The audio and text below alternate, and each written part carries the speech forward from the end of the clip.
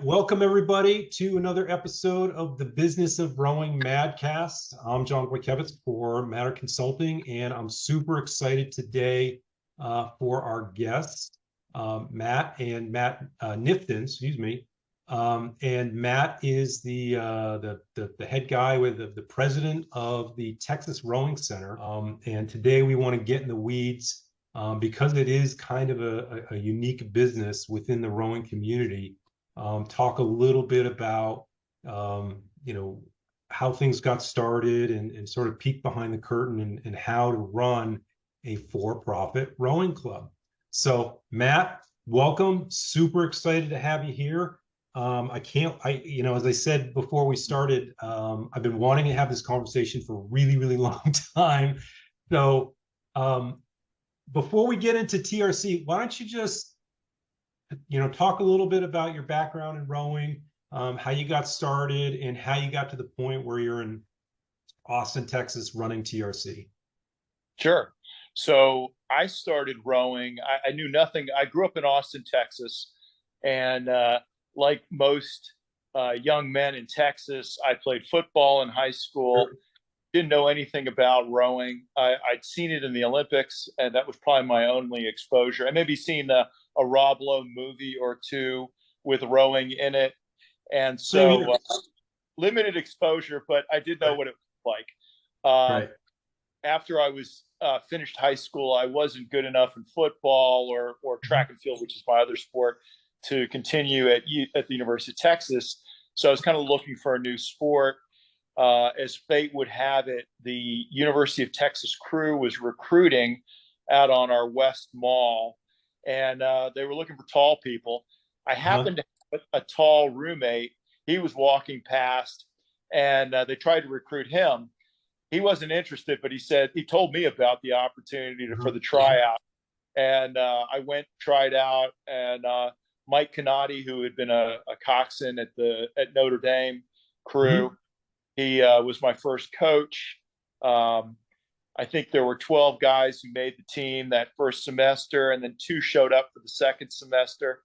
And we were thrown in the boat with a lot of graduate students. It was sort of a fledgling program at that point.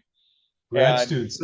So just one quick question, and at the risk of dating yourself here, because I'm not entirely familiar with the history of Texas crew. I know it's a club program, but how far back is this going? So this was 1986, and Texas crew had the oral history of Texas crew as it is and was then was that started the program around 1982 when a number of graduate students from the Northeast came down and said, you know what, Lady Bird Lake is an amazing place to row. Why don't we start a club? And there was Austin Rowing Club, which was the only club at the time that did rowing in Austin. They were the home for Texas crew, and so in Austin even at that time, I mean, Texas, huge school, University of Texas, huge school. So even at that time, it must have been a great environment for guys that were interested in learning how to row and picking up. It must have been just a ton of athletes all over campus. Yeah, I mean, it was a great. I was super excited because it seemed to fit my strengths, being tall and an endurance athlete, and so it was exciting, and stayed on for 4 years there. At the time, I'm going to say there was probably 100 rowers in Austin total. It wasn't like today, and there's a lot of rowing and a lot of other activity, a lot of paddling as well. So that's how I got involved in the rowing. And then I graduated in 1990 and then spent a couple of years rowing at Vesper with their high performance team. And then Chris Korzanowski decided to move me to Occoquan, Virginia, where Igor Grinko was new coach for sculling. And so I worked with him and a number of others to create some sort of Soviet era torture machines, and we did a lot of rowing. Back, it was sort of ahead of his time.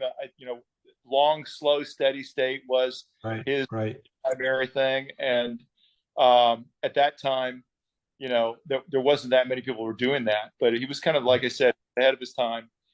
And sure enough, we stayed with it, and I tried to make the '92 Olympic team, unsuccessfully, I might add.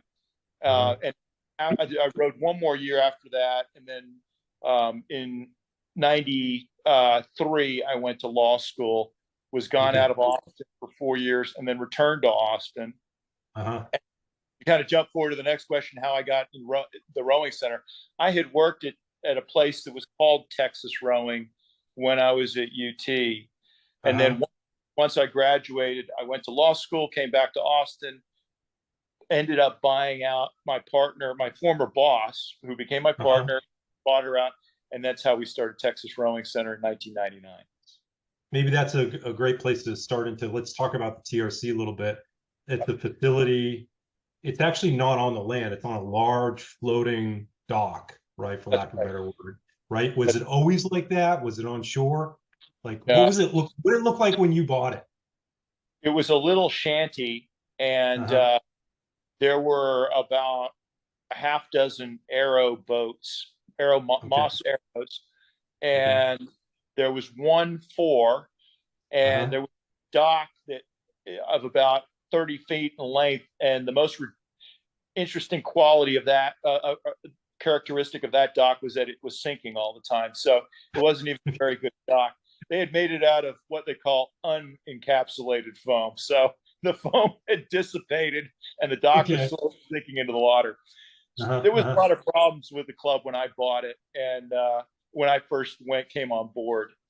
But the good news is that through the years we've been able to improve it immensely. And the buildings you're talking about, the float, we now have two very large 3,000 square foot aluminum Right. buildings that float Right. on a dock on the river, because I we know. we were on the other side of the trail, and the city approached me. Well, I wanted to expand, and they said, well, you can't expand on the north side of the trail because you're going to just create Uh-huh. more across the trail.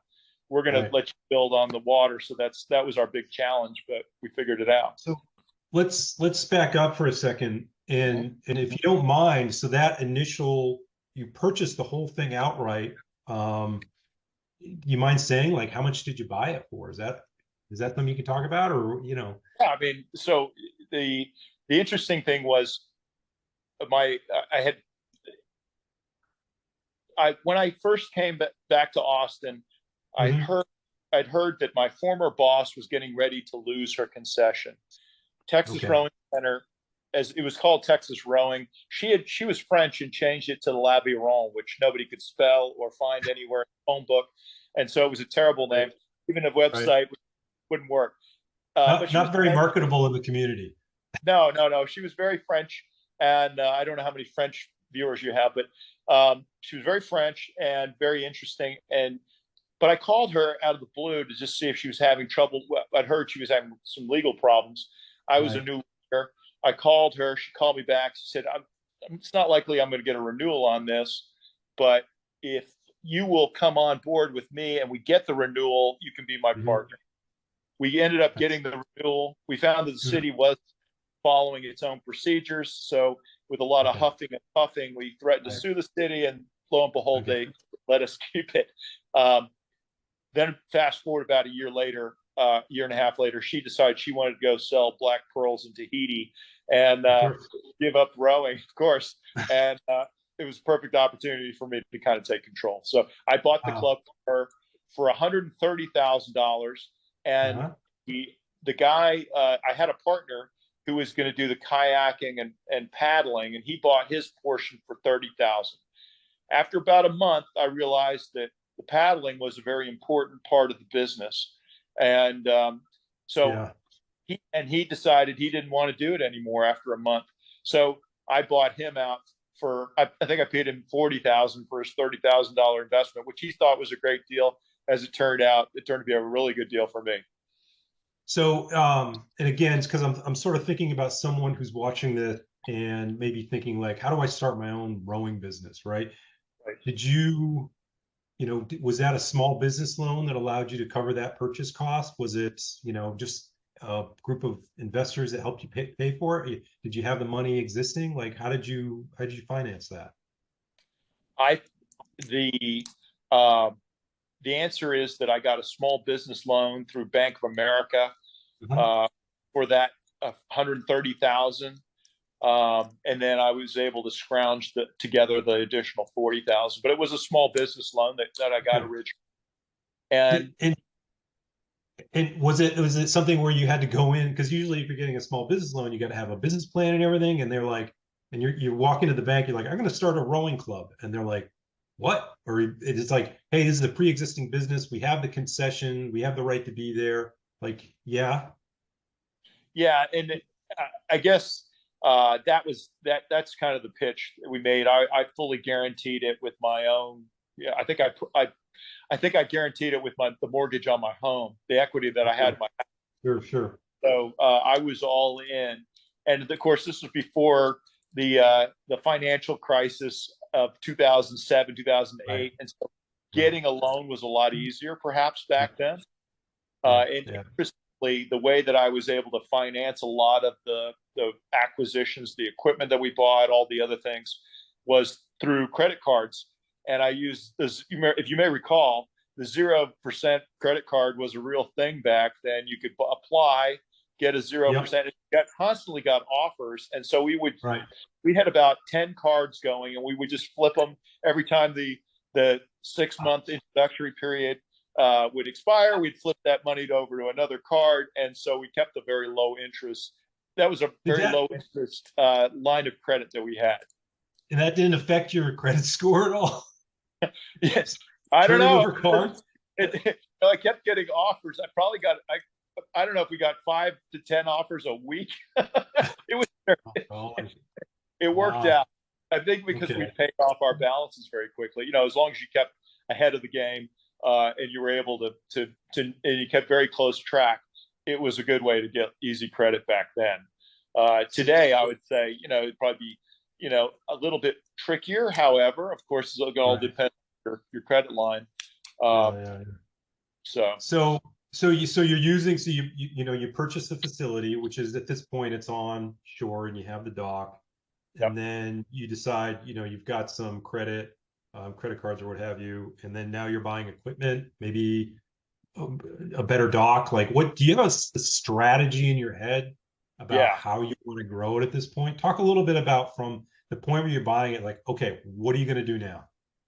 So the first thing we had to do was build the dock because, Right. as you know, the rowing dock is the major. I mean, it's great to have a terrific boathouse, but that's expensive. So what we really needed was a dock, and so I started building docks with. I had an architect who designed a dock that was Hmm. really ingenious, and we actually created something that is really effective in that it floats higher, but because of a lip we put on the front edge, it Uh-huh. avoids the old rigger crashing into the dock Right. situation. So um, we kind of have a step down in the front, and it was brilliant Oh, design. that's It's worked very interesting. well.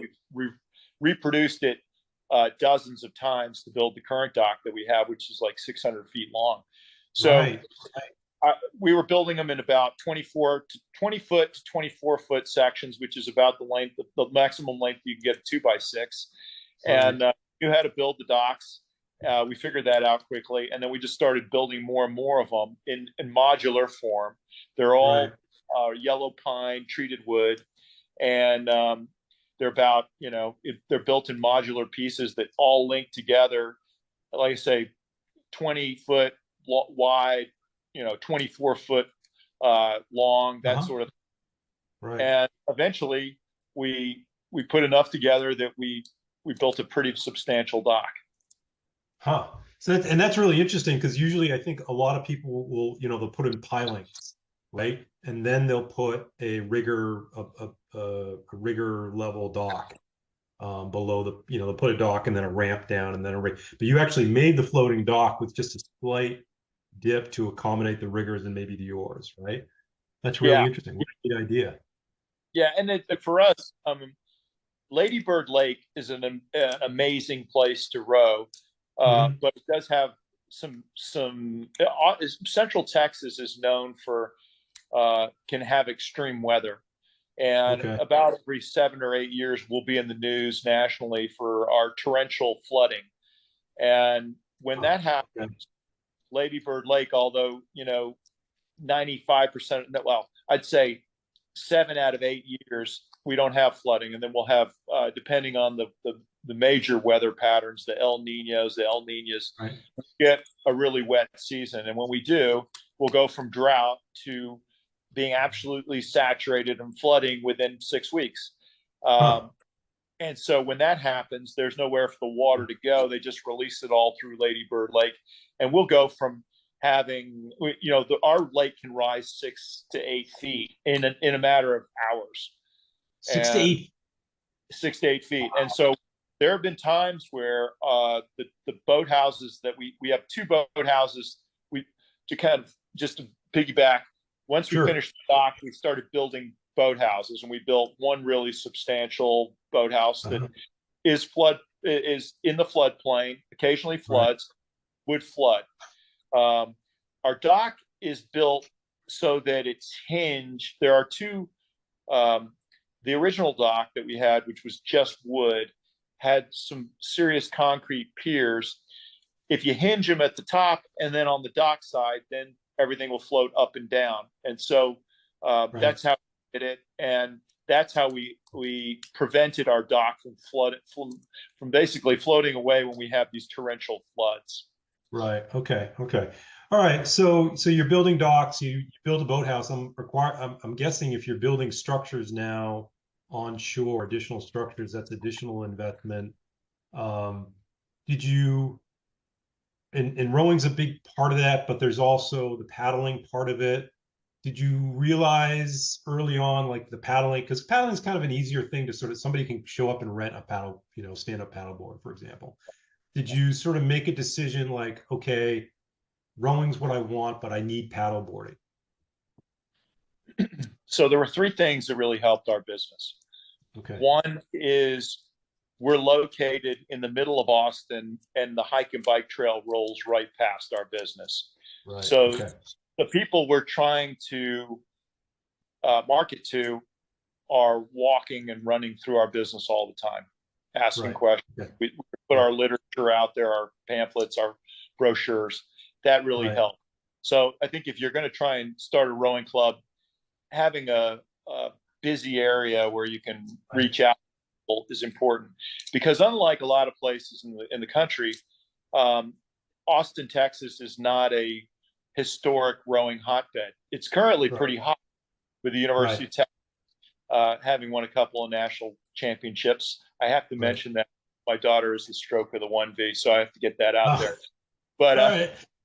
Right. Yeah, you got the shirt on. Okay, yeah. Welcome. Right.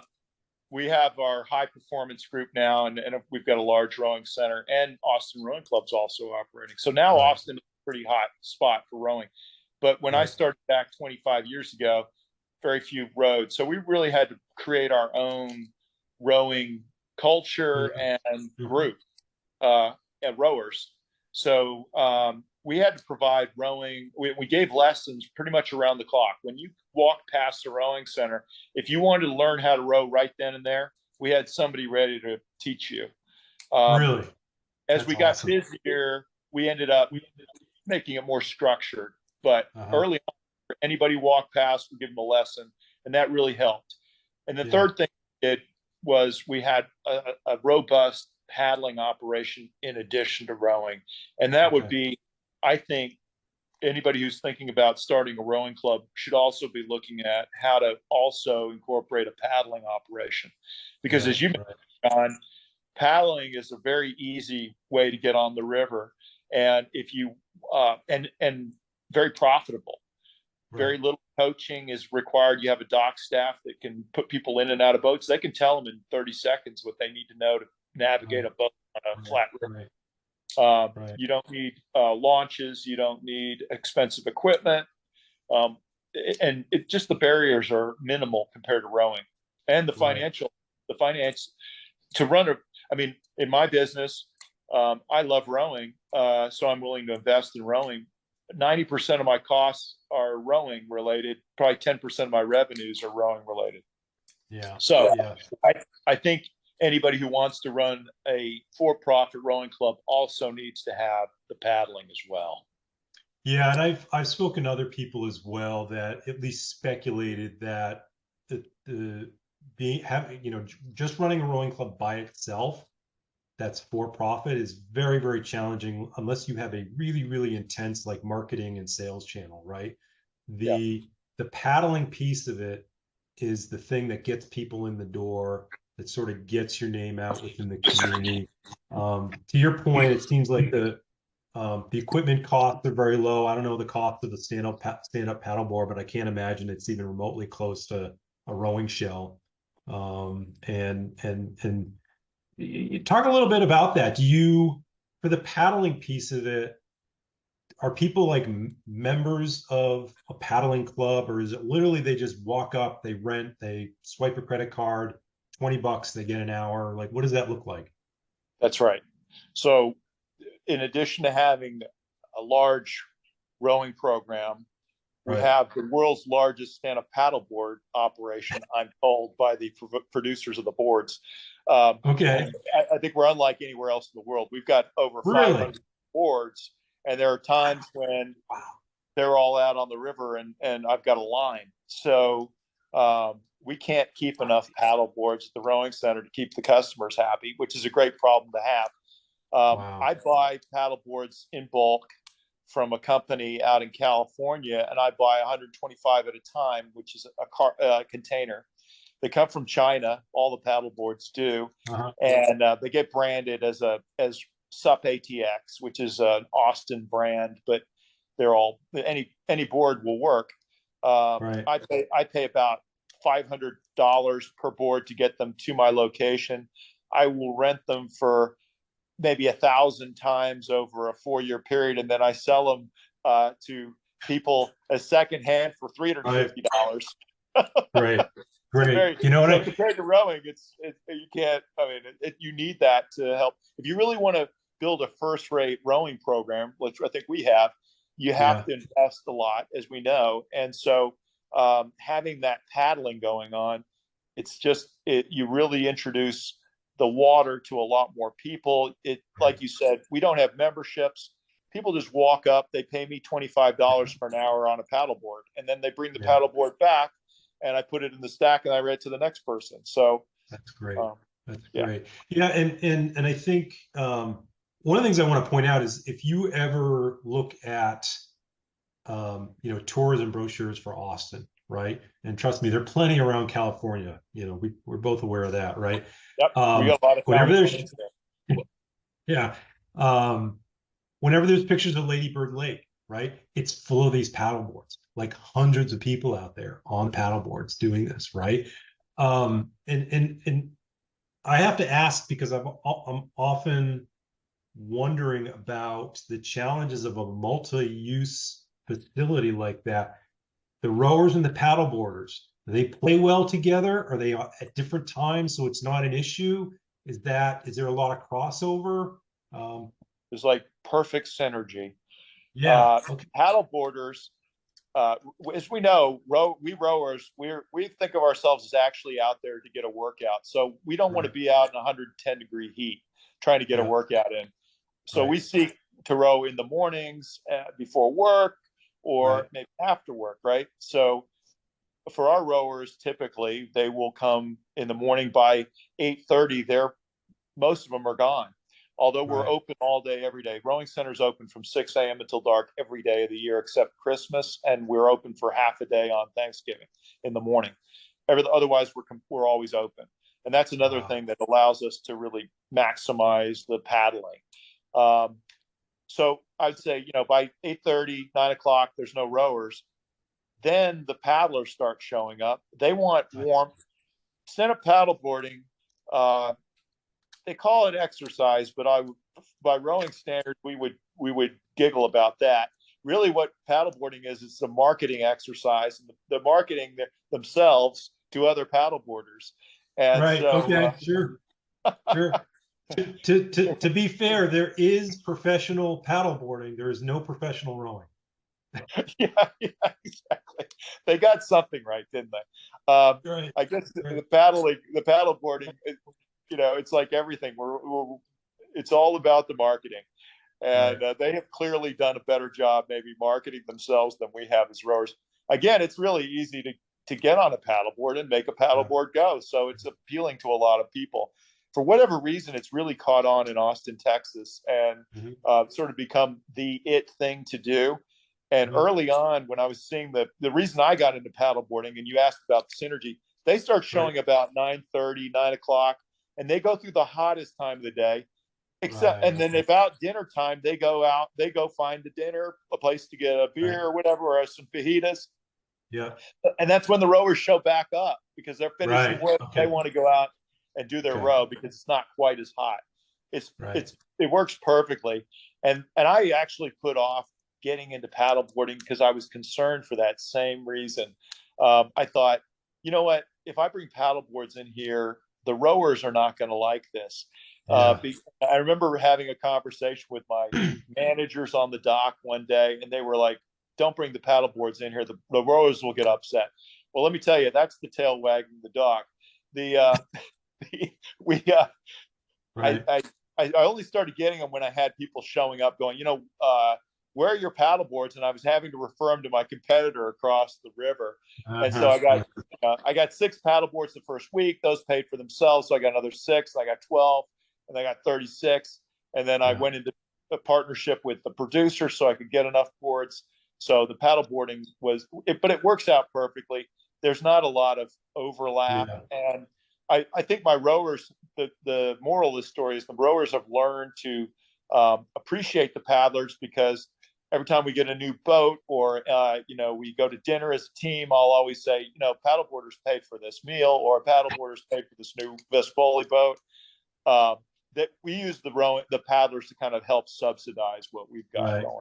Right. Right. So let's talk a little bit about the rowing side now, and about the Yeah. structure of that. Are you so we can accept and and say, like, this is a good working model, that you've got this paddleboard, which allows people to sample and have public access to Lady Bird Lake and get out there with a very, very sort of sharp learning curve. Like, they figured out pretty quick, and they're out there and they're having a great time.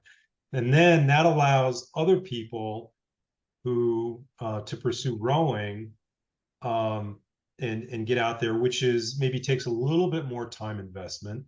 Um, Talk about this. You have a traditional structure for your club, like you have a junior team. I know that.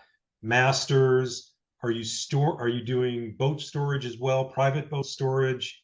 What does the TRC rowing community look like? So yes, the answer is we have all 3 of those things, and they all kind of contribute to what I would call the rowing part of the business. Right. And I would say, in total, the rowing center, you've asked about numbers before we went online, but Sure. basically the rowing center is about a $3.5 million a year operation currently. Of Wow. that $3.5 million, probably 2.5 is paddling and $1 million is the rowing. It's not insubstantial, right? $1 million Right. for rowing.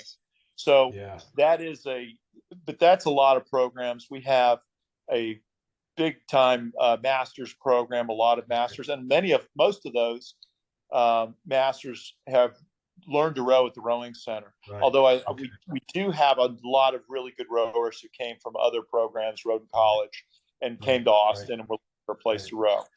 We've got Right. about 200 kids in our juniors program. I'd say overall we're about 600 to 700 rowing members. Of those 600 to Wow. 700, there's probably 150 that are competitive rowers. We have a Right. really good women's masters program, and TRC has been the club trophy winner at Masters Nationals for, I think, 4 out of the last 5 years that they've had the regatta. So a really good program there. And that's got to be something you're really proud of, because you kind of built all that from you know Yeah, from yeah, back yeah. in 1999. That's outstanding. Very proud of it, and I will give a lot of credit to our head coach, Mark Borchelt. Mhm. Mark is a rowing legend from the Right. 1970s. He and Yes. his brother Yeah. Fred were Right. all over the place in the 70s, winning, and Fred went on to win a silver medal at the '84 Olympics. Right. Right. Mark is the guy who started rowing first and got Fred into it, and then those guys were amazing during their period of rowing. And Mark came to Austin, Texas, and was at Austin Rowing Club. It wasn't a good fit over there, and I think they fired Mark. That's the legend. And I hired Mark, and we've been winning since. So I want to give a lot of credit to Mark Borchelt. He's a great guy, and has done an amazing job. And to this day, he still works with us. Anna Ormstrom is also our women's coach and a juniors head coach. She's terrific. So having really good coaches is important. Yeah. And I think finding people who have had some sort of competitive experience makes a huge difference. We hire our coaches from all over the country. I just hired Eric Dilworth from Detroit Rowing Boat Club, and he's come down. Eric's had a great impact. Tracy Falkenthal is one of our coaches. She's one of the national leaders for diversifying our sport. And Tracy is all over the U.S. rowing website. I joke about it because she's on there just about every day. They show Tracy doing something amazing. So having a really good stable of coaches. In addition to those programs that we talked about, the juniors and the masters, you mentioned the slip fees. Yeah, and that's a big point. We probably have it's not a huge, probably 15% of our revenues for rowing are just slip fees, and having this very large small amount. No, it's not. And it's a low cost, right? Because once you've built the facility, it's one of those things that's real easy sell. We charge about $2,200 a year, and that includes your membership to store a single at the rowing center. And you have the best spot in America because you're about literally 30 feet from the water on these floating boathouses.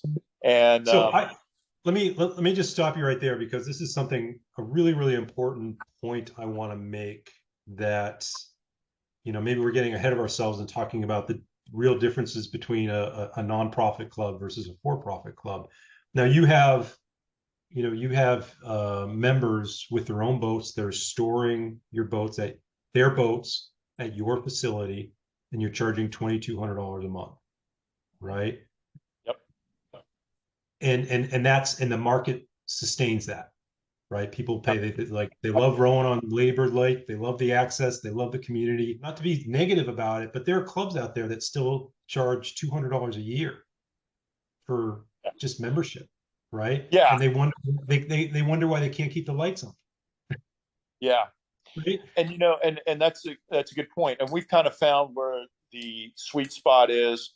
If you buy a 6-month membership at the rowing center, it's basically $500.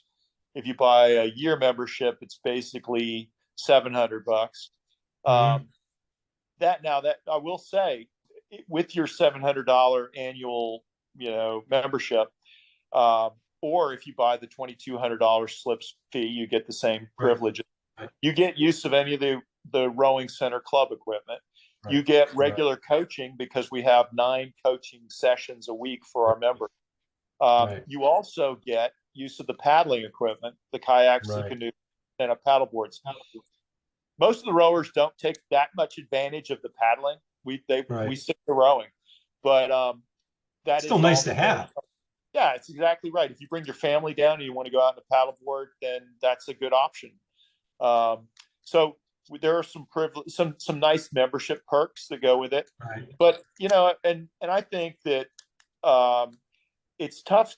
A lot of it's what will the market sustain, right? Because it depends on where you are, how much interest there is, where you're located, how much you're going to. Right. Keeping people engaged can be a challenge, but that's where we found kind of works for us. And the slip fees you call this perfect timing. We ended up building our new facility, the floating aluminum boat houses, which we worked with a company called Board Safe out of Pennsylvania. Terrific company. If anybody's looking to build something on the water, these guys are experts, do great work. We built the facility in 2020 during COVID, right? The trucks pulled up in January of 2020 with 7 trucks full of pieces for this thing. It was prefabbed in Topton, Pennsylvania, which is near Allentown. Right. And we had designed it all. They built it all up in their factory and then shipped it down on 7 tractor trailers. And Wow. we arrive. It all arrives. We start putting it all together. My coaches suddenly become construction workers, and we spent COVID building this thing because we were shut down by the city during that time. Right. Right, everything Right. shut down. Right. So we ended up building this thing. And at the time, I didn't really envision that slips would be a huge part of the equation. I thought, Right. in large part, we were building this thing as sort of a gift to the city because I didn't see how I would ever make the money back. It was sort of, this would take us to another level, but kind of Right. seeing how it all fit together was hard. But again, because of COVID, people ended up, what they do, they bought their own singles, right? Because they could row in singles. They Right. didn't want to row in Right. team boats. So suddenly everybody in Austin who was rowing was wanting to buy a single, and they needed a place to store it. We had Sure. space. And so that became a large part of our new sort of business model. Yeah, yeah, and I think again, I don't want to say that the word I was looking for earlier was pejorative. Like I don't want to sound pejorative about a nonprofit system or the pricing associated with that because but I think you're making a really excellent point, which is yeah, they're ostensibly it may be a high price point, but the value associated with that Right. is really tremendous. Like what you're Yeah. offering in terms of the experience and the access and people having their own boat.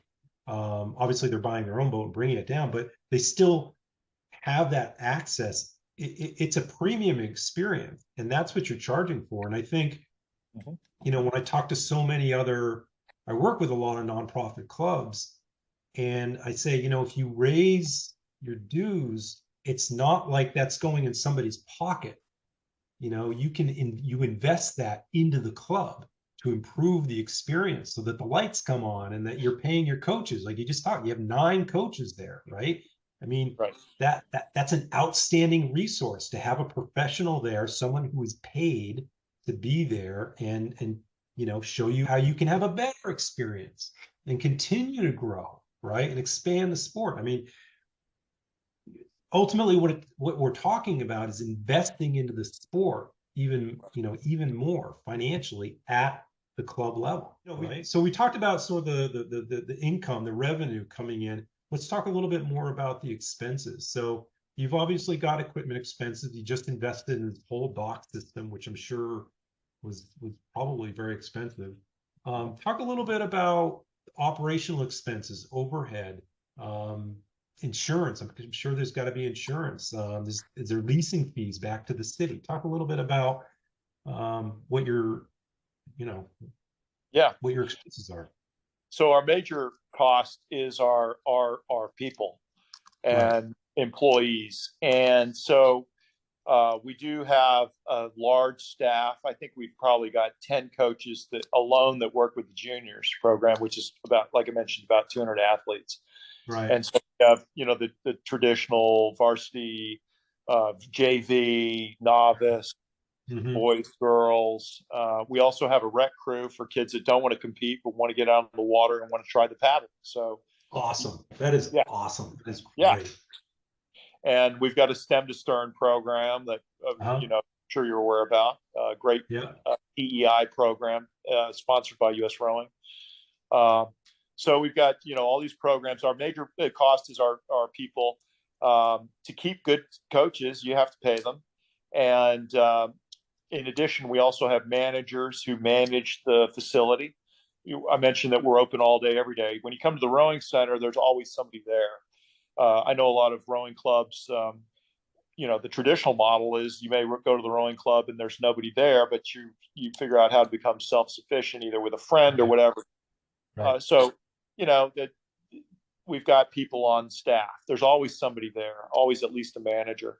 And in addition to that, we run through about 200, usually high school or college age kids a year. I think we had over 200 W-2s that we issued this year for working the dock. So to have the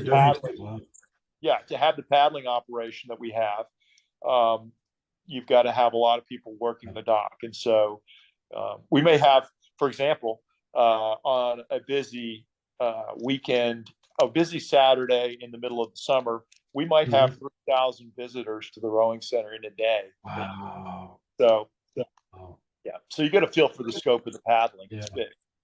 And you got to have people to work that. So the first cost is the people. We also have the traditional costs. We spend a lot on launches. I know that's probably a common thing. We have 10 or 11 working launches that we try and keep working. And that's almost a full-time job in and of itself, just working on small engines. I'm looking forward to the day. I'm looking forward to the day when the electric motor for launches really becomes scalable and affordable, and we can switch over to batteries, because I think it'd be a lot cheaper. Have you looked into that? Well, I've been approached about it, and right now I think the price point, my personal opinion is it still makes more sense for me to buy a $4,000 motor from Mercury than it does, buy a $40,000 electric operated motor. And that's launch. pure watercraft, right? Yeah, pure watercraft. I think they'll get to it, and I know they've got some great backing. I think General Motors is a partner, so I think the future looks good. It's just we're not quite there yet. And once that happens, I'll buy 10 of them, because I would love to have electric motors over gasoline motors. I think they're just simpler, easier to run, more environmentally friendly. So launches is a big cost. We also, of course, have the expenses for equipment. Maintaining the fleet that we have. We've got over 100 shells, and just maintaining that fleet, keeping it all working. I've got 3 or 4 part-time guys who just work on the equipment. Wow. Okay. In addition, so my employees will typically, it'll be like a buffet of things. They'll work on equipment. They'll work coaching. They work on behind the register on a Saturday if they need more hours. So they've kind of a hodgepodge way to cobble together a pretty good living. And you have to live in Austin, which is an expensive city. So there's that cost as well. Those are the main ones for kind of the rowing side of things. Do you this is sort of not expensive, but this just popped into my head. Is there like any kind of, do you have like a erg space or any kind of like land training area for the athletes? Yeah, in my mind I've got a vision for an area that is actually enclosed and has HVAC space. But right now everything at the rowing center is open. Our boathouse is basically an open pavilion. The ergs are kept under a large tent out back. We have about 20 to 30 ergs. And then we also have a sort of a jungle gym back there. I think it's been referred to, which was one of the more popular gyms in Austin during COVID. Everybody off the trail was stopping to use the weights. All right. Okay. And maybe this dovetails a little bit into your relationship with the municipality, with the city. Are you paying leasing fees or paying for access to the space? Yeah, very good question. I pay. So in 2020, in 2000, I had my first contract. It was for 20 years. And then in 2020, we got a renewal for another 20 years. So we have a very good relationship with the city. I would encourage everybody who's going to get into the rowing business, regardless of whether you're for profit or not, if nonprofit, have a good relationship with the city, because if you don't have that, life is going to be hard. We've had an excellent relationship with our Parks and Rec department, and they can count on Texas Rowing Center. They know we're going to bring them their check once a month. And I've told my employees that's the only time I want the Parks and Rec to know about us, when we bring them their money. They give us a lot of latitude as a result of that, because they trust us. We always deliver on what we propose to them. When I came to them with the plan for the boathouses, the floating boathouses, it took me 10 years to get the permits. But once I got the permits, it took me 6 months to build the facility. So they know that they will get what what they bargained for with us. We got the 20-year extension in 2020, and we pay, and the city gave itself a little bit of a raise. We pay about 13% on every dollar that we take in on gross revenue goes back to the city of Boston. Okay. And that's All a good right. arrangement. That's a good arrangement because That's fair. they have a vested interest in our success that way by having a percentage. Right. Are you, it's something that I talk to a lot of club members is developing that relationship with the municipality because it's inevitable, right? If you're on a body of water, like nobody owns that body of water unless you build a private lake, which hardly know besides Princeton, no one's done that. Right. So, pull in. Right. Right. Andrew Carnegie's not walking through that door. No, not anytime soon anyway. So having that relationship with the city, with the municipality, the Parks and Rec department, and making sure that not just at the departmental level, but individuals, and sometimes even those individuals turn over, right? And so you got to know who the next person is, right? That's coming into that role, and making sure that you've got a good relationship with them, because public government, local government can be really, really finicky sometimes because the stakes are so small. That's a very good point. And like you say, there's a lot of turnover in those positions commonly.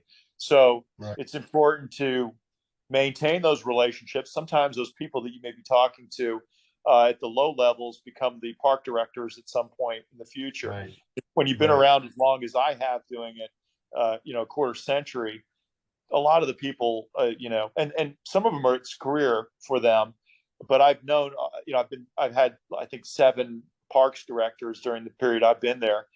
I've tried to maintain a personal relationship with each one on the level of, I can call them if I've got a concern, or they can count on me for something if they need my support at the city level. For example, showing up at a city council meeting to support something that your parks department is trying to get done, even if it doesn't directly affect you, can buy you a lot of credibility, and can buy you something that you maybe later you need to call on a favor or ask for some help in your project. Those people will remember that often. So that's a good. I think it's they don't. Parks and Rec only doesn't exist when there's a problem, right? It's like, you don't call them when the toilets aren't working or whatever, right? Yeah. One question that I just added, and I didn't think to, but this is kind of simple. Could you, let's say you've got a great location, right? Could you move the dock? Could you go to a different part of the lake if you wanted to? Yeah. So my facility floats on the water. It's an entirely floating facility now. It's held in place with 2 bridge pilings. They were built by a company that builds bridges, and I needed 100 tons of concrete, cylindrical cylinder of concrete that goes 30 feet into the ground. And that's what my engineer said. I thought this was probably over engineering things a little bit, but hey, whatever. And we built 2 of those. I put out a bid for, I asked 10 companies to do this project, and 1 responded and 1 did a good job. So that's all you need. But the answer is I can disconnect my dock from these pilings.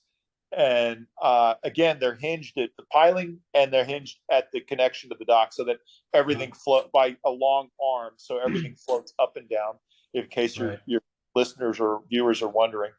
But I can disconnect it. I could move it to another location on the dock, on the lake. I would not be able to move it without a lot of effort to another lake.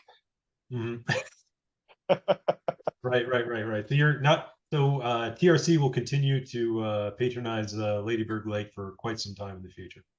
As long as I'm around, I hope. Yeah. Okay. All right. So we're sort of getting toward the end of our time here, and I want to be sensitive to your time, but I have a few more questions. Knowing what you know now, and obviously working in the rowing community for a long time, in a direct comparison between sort of a nonprofit model versus a for-profit, and maybe this is if you could go back and do it over again, what do you see as sort of the upside downsides versus those two models? You're obviously very successful with TRC right now. You own it. You own it in, and I'm guessing in its entirety, which is great for you. Would you recommend going forward that, if people want to start their own club, they should definitely go for a for-profit model? Or do you think that there's sort of a balance between the two, and that in some situations you absolutely should have a nonprofit model? I guess, well, yeah, what are the differences Yeah, between? yeah. I think the nonprofit model for rowing is solid, right? Because Yeah, that's the reason why most of our clubs are nonprofit, if not right, almost all. Uh, right. you have, if you want to take rowing to a profitable stage, I think you've got to have a really entrepreneurial view of things in general. And Right. so if you have that, it, there are some advantages. Some of the advantages I think that I have over a traditional nonprofit Mm-hmm. is that I can make a decision for the business instantly. I don't Right. have to have a board meeting to discuss it. One of the things I see, some of the advantages are, and a lot of it depends on whoever's running it, but in my case, uh, I have, when I view the rowing center, I have everything in mind: the paddling, the the rowing, the Right. employees, the Right. juniors, masters. I'm trying to Right. make sure that everybody's happy. Yeah. A lot of things Right. I see, a lot of times I see with nonprofits is that everybody stakes out their territory, and you end Yeah. up with a board that is territorial. You'll have parents of the juniors, you have Right. masters rowers. They're often at Right. odds for equipment and Right. other things. Right. And so you'll have groups that are a lot of times at odds, or sometimes. If Yeah. you can get a harmonious board, they can do a lot of great things as well. But I think that's Sure. one of the advantages that I have is I can kind of see, as a leader of the rowing center, I can see everybody and try and make sure that we can make everything work. And so we do a lot of problem solving at the rowing center and avoid a lot of the politics that you have at Yeah. some of the clubs that I've been a part of in the past. We have virtually no politics because everybody's on the same team. And I think Right. that's one of the advantages, just old fashioned American business, small business, Right. Yeah. and that we if you can get the right team together, you can really make something work for everybody. And that's what Yeah. we try and do. Right. Right. Right. Right. Is there anything about the nonprofit model that you're envious of? Um, It's okay to say no. I will say a really well-run nonprofit is a very powerful thing, and Right. I'm the president. I'm the president of a nonprofit myself, a 501c3, Texas Rowing for All, which provides rowing and paddling for people with disabilities. Yes. And I've been a part of that group for 10 years and been the president for most of that time. Helped Right. Right. founded it in 2010. That's been a very successful program. Right. And there's no profit in that, but it's been Yeah. successful because I've got really good board members. We work well as a team.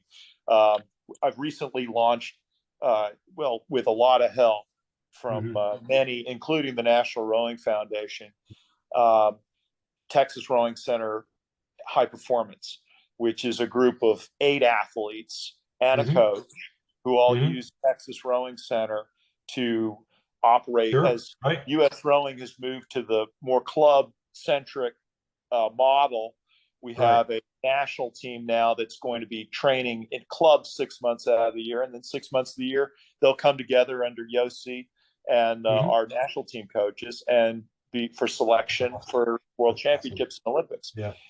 So that's something that we've accomplished as a nonprofit again. Yeah. And so that nonprofit has been extremely successful. All 8 of our athletes made the U.S. national team last Mm-hmm. year, and we're hoping to continue that success this year. A nonprofit, great. The main thing with a nonprofit, as you know, have really good board members who are all part of the mission and believe in Right. it, Right. and Right. know how to move and shake. And if you have Yeah. that, a nonprofit is a tremendous thing. And there's a lot of things. You asked about the advantages Right. as a nonprofit. If you can find if you can become a part of a program like a program for people with disabilities, if you can create that Yeah. program, you have incentives because there's a lot of grant money available to you. And if you're creative, Right. and like we ended up being with, hey, you know what, this doesn't make sense to run a program for rowing and paddling for people with disabilities. That makes more sense as a nonprofit. So Right. we create the nonprofit. We run that program entirely separate from Texas Rowing Center, the for-profit, except that they use the same dock. Our high performance team, same thing. Complete. It's a 501c3, Yeah. and we've had a lot of really great donors who wouldn't donate to me personally if it was a Texas Rowing Center thing, or might hesitate. Like, why do I need to pay Matt for Right. make this donation to Matt? It's for profit. But if it's a nonprofit and the Right. mission is right, there's a lot of generous people out there who are going to make that tax deductible donation. So that's a real advantage for nonprofits. And I'm really excited. I'm really happy that you brought that up, because I feel like that reflects a more honest role of a nonprofit within the rowing community. Because I'm going to be really, really candid here, because there are clubs that function as nonprofits that are serving a very, very elite community, and ostensibly are nonprofits, but the amount of public access to that nonprofit is limited, and they tend to sort of donate money they're basically donating money to themselves, right? Right. So and then they still get the tax advantages to go along with that. At both ends, they get the tax advantage from donating, and then they get the tax advantage from not paying any tax on the revenue for the club, right? Right. But then you look at who the membership is, and they're not really serving anybody that we could easily define as being in need or something like that, right? Like Right. what you're talking about. Right. And so what you have is a for-profit club that is offering a service ostensibly at a premium in some cases, but also leveraging that community towards facilitating services for truly and communities that are truly at need or in need. Right. Right. And I think those two things together are really, really powerful. Yep. Um, Yep. and yeah, that's great. Well, and just to make I guess a final plug, we are now combining TRC High Performance, which Uh-huh. has got 8 elite athletes and or high performance athletes, I think is the way we want to describe it, with a tremendous coach, Peter Mansfeld, to improve the U.S. national team. We're now working within TRCHP to incorporate our diversity program, which is a very robust. I don't think there's a more robust diversity program in rowing in the United States than Texas Rowing Center, which I'm extremely proud of. And that's primarily due to one person, Tracy Falkenthal, who has really been a great leader in this push to diversify our sport. So we have a stem to stern program now. We are now going to pull together the elite athlete, the high performance athletes that we have. Elite's not a good word anymore, but high performance athletes, to work with, mentor, coach the stem to stern athletes who are from historically underserved populations, to bring them in, to help bring them into the fold, the rowing fold. And that's Awesome. That's combining the very highest level of our sport with people we want to bring into our sport who would otherwise be like, why do I want to get involved with rowing? It's on the other side of town. I don't know anybody that rows. I don't know anything about rowing. Why do I want to go over there and row? So that's helping to bring those two together. And it's all under the idea that we're developing the future national team from kids that wouldn't have tried rowing. That's the whole idea, is that we can bring them into rowing, and we're helping to develop tomorrow's national team. And I think that's why U.S. rowing, that's their push for diversity. One of the reasons, it's the right thing to do, right? But it's also, it's going to help make our sport more popular for more and more accessible for more people. That's the most important thing. Yeah. But also this idea that we can improve our national team, the highest level, if we have more people in the sport, more people who are, Super willing to give cool. it a shot. Sure. We're going to improve Yeah. our shot. So Yeah. that's something we're really working on right now, which I'm really excited about. We're helping with the DEI portion of our push in our sport, which I think is U.S. rowing's number one objective right now, Yeah. and also with maybe its next highest objective, and that is improving our medal count at the World Championships and Olympics. That's outstanding. That's great. So two final questions as we're wrapping up here. Looking ahead, what are your plans for the facility now? Like, do you have any sort of ideas about growth or how you want to grow things, or what's the 10-year, 20, 30 year plan for TRC? Well, my next project, major capital improvement project, I think would be to build a facility on the north side of the shore. That is the other side of the trail where our original boathouse was. That would have indoor space for ergs, an indoor training area, so that you could have weight room equipment, that sort of thing. And I think the way that I will work to pitch this is downstairs you'd have public restrooms, water fountains, showers. The public, everybody on the trail could use, and then you would also have those things available to our members. And then we'd also have a space on top where you could have these other sort of more club-centric programs and access. So that's my next project. I'm going to have to save up a little bit more before we get on that one, but I'm thinking maybe in the next 5 years, that's going to be something we try and tackle next. Wow, cool, amazing. Okay, last question. And this is always the last question in these conversations. It's just kind of a fun question. Do you have a pro tip, just a hack or something for coaches or rowers that you've learned over the years that you love sharing? Can be simple, can be related to running a business, can be related to fixing a boat, can be anything. Just a pro tip that you would share with everybody. Well, I think, I thought about this and I had several ideas, but I think the most important one is that if you want to be successful in rowing, you need to open your doors to the public. And I've been a part, and I'm sure you have too, John, of clubs that were more about sort of preserving the old school way of rowing. I think of Texas Rowing Center as new school. I know old school has been very important to the history of our sport, but old school is old school. And old school was closed doors, mysterious boats that were behind fences or walls that very few in the public actually had access to. New school is, hey, we're open all day, every day. You want to walk down and have a lesson, you can have it now. I don't care if you've ever rowed. I don't care if you've seen a boat. If you're ready to try it, let's do it. Or, hey, you don't even want to try rowing? Well, let's do paddling and see, maybe the rowing will interest you later. If you open your doors to the public, I think you have the best shot at being successful in rowing. Part of a codicil to that is don't sweat the equipment. If it's getting used, that's a good thing. And getting used means it's going to take its share of abuse, wear and tear. That's part of rowing. You've got to accept that. Think of it as an opportunity. When the boats are getting used, that's an opportunity to have more members, more revenue for new boats later. Don't sweat those things, because I think that in rowing, I know I did early on. Equipment I wanted to keep nice, like my car. It's not that way. Don't sweat that. Think of the big picture. That's awesome. Great. Matt, thank you so much for your time today. And I gotta say, thank you for your transparency.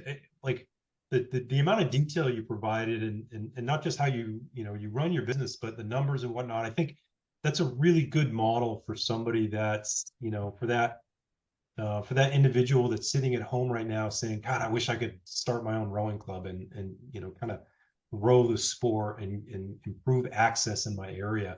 I think that's really going to be invaluable to someone that's asking these questions, right? Thank you so much. Don't go anywhere. Thanks everybody for listening, and we will be back hopefully soon with another conversation on the business of rowing MadCast. Thank you so much.